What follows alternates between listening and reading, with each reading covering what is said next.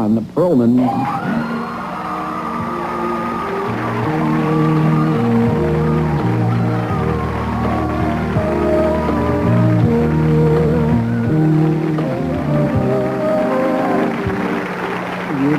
Welcome back. I just got the most beautiful arrangement of flowers from that water buffalo. Do you get hit on by livestock frequently? Is that a problem in your... Very moving, very moving. Well, it's bringing me to tears. Now, in the beginning I mentioned, and was not kidding, that there is an album out, and people might be... No, I'm not... You look like you're stifling a chuckle there, and there is an I album. find it hard to believe that I have a record deal. It's like, you know, but it's true. Well, in fact, Stranger things have I'm going to show There it is. I'm going to show it. It's Beauty and the Beast of Love and... It says Love and Hope or of Love and Hope? I didn't Love know. and Hope. Love and Hope. There it is. Yeah. Now...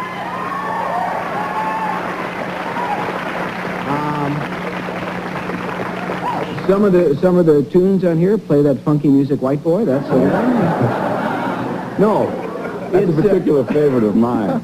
no, it's recitation, poetry. That, is it the entire? Is it made up of that kind of The thing? entire thing is Yeah. recitation. Now, did you have fun doing this? No. No, it's pretty dry stuff. No, actually, it's Catherine's Lullaby. it's quite beautiful. It's reminiscent of the readings that Vincent is, given to.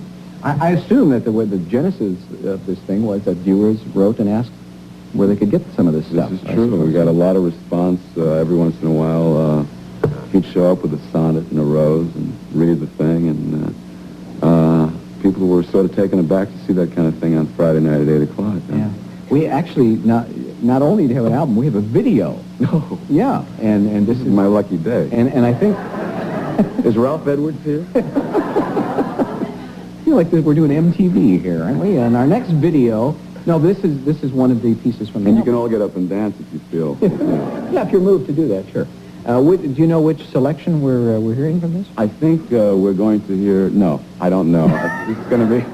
We're winging it here. All right. Well, we'll roll. This is a little video version of what you'd hear on this album from Ron Perlman. Take a look. I hold my soul that it may not be touching yours. How shall I lift it then above you to where other things are waiting?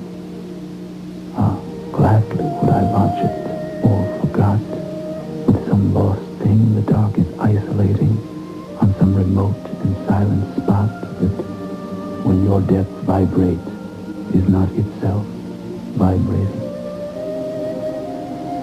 You and me, all that lights upon us, though, brings us together like a fiddle bow, drawing one voice from two strings, glides along.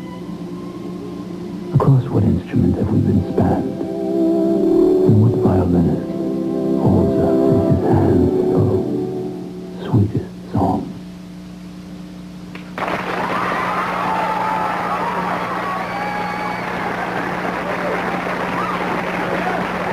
So if this works well. It's not Julius La Rosa, I admit, but It's very nice. It's a good idea. I also wasn't kidding about the cliffhanger aspect. Are you doing something at the end of the season? yeah, here? this is true. Originally, we had scheduled a trilogy, but it's just like a Rolling Stone here. We're now up to 4 episodes, 2 of which will end this season, and they're very epic in scope, a lot bigger than anything that we've done before. I won't give it away, but it entails a major discovery and an organic response to the character of Vincent, which is, it leads him to down a path that he's never gone down before, and it's quite powerful. I'm very excited about it. But you're not tipping any of that. But, No, not but tipping. well, you said enough to make it. No. No, don't do that. We're going to take a break, and we'll come back, and we'll talk some more with Ron Perlman. Stay right there.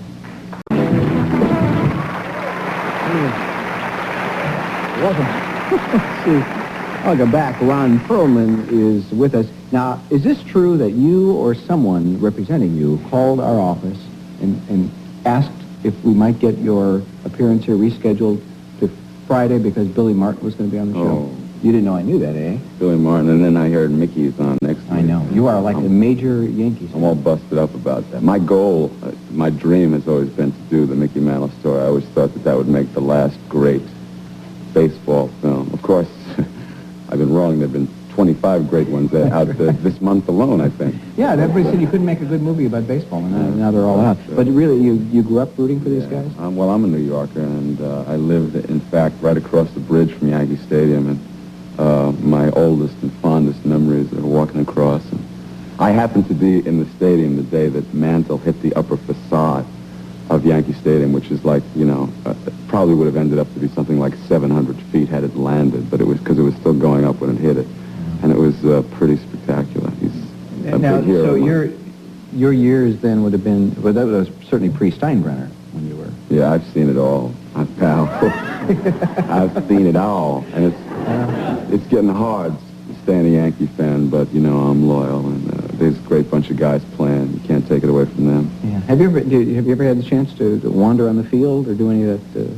That kind of stuff? They actually, in the old days, when you went to the Yankee games, they used to let you go home by crossing the field and, going out the bullpen. Some fans still do that, but I don't think it's authorized anymore. But, but there's, speaking of bullpens, who else was at that Motel 6? But anyway, there's a baseball game every year here in Dodger Stadium. A bunch of out-of-shape TV actors get together and don these pinstripes, and I've been out there the last 3 years, and that's a huge thrill. Yeah.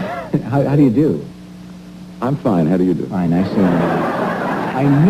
I knew the moment those words came out. How did you do at these games? I drove a couple. I had a bases loaded double. Now, when the game-winning RBI was still a statistic, I must admit. Now, was this like a smash, or did it just like roll under B. Arthur's glove or something?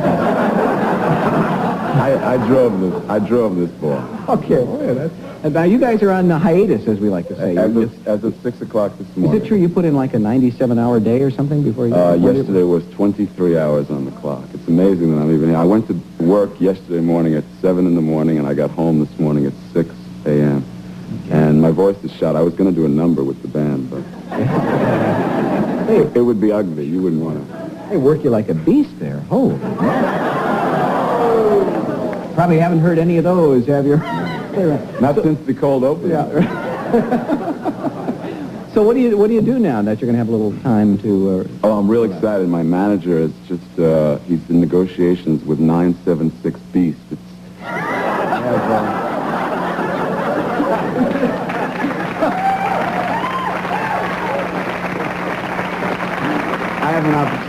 have an opportunity to make about 20 cents a call, and it's.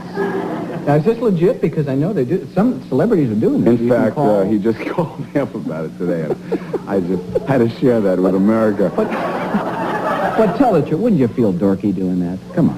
Yeah. Why? I mean, we could really make something out of it, don't you think? I don't know. Let's try this. 976 Pat. And see what I can do. And our guest tonight. Not enough digits, see? Yeah, and Beast is too many, so we're both out of the running. I guess you have to have a four-letter name in order to really make that thing work. Well, I wish you luck in this success. It sounds very exciting. Now, when you are, I assume when you are out of your character garb, that few people recognize you from the show, correct? Yeah. It's limited, the amount of people that recognize it. In fact, last season, we had gone through 7 months of filming, and I usually get there at 3 a.m., and then the crew doesn't get there till 8. You get there at 3 a.m. to start makeup? Because it's a 4-hour process. And one morning, I was asked to come in at about 8:30. The crew was already there, and I stopped off at the food table, and I was buttering a bagel, and 2 of the crew guys were dishing me, like terrible, and they had no idea that this is a true story. They had no idea that I was standing there, and I'm like buttering this bagel, and they're talking about that son of a gun, Perlman, and this and that. And I look over and I go, how you doing? I go, hey, how you doing? So I don't get recognized very often. Yeah, fair enough. Well, it's always great having you. Anytime you feel like sitting down and talking, our curtain's always open to you. And I have to tell you that one of the great things about this guy is I know you have a lot of respect and affection for the character and what he is and what the show is, and yet you know how to have some fun with it too. And it's a nice balancing act.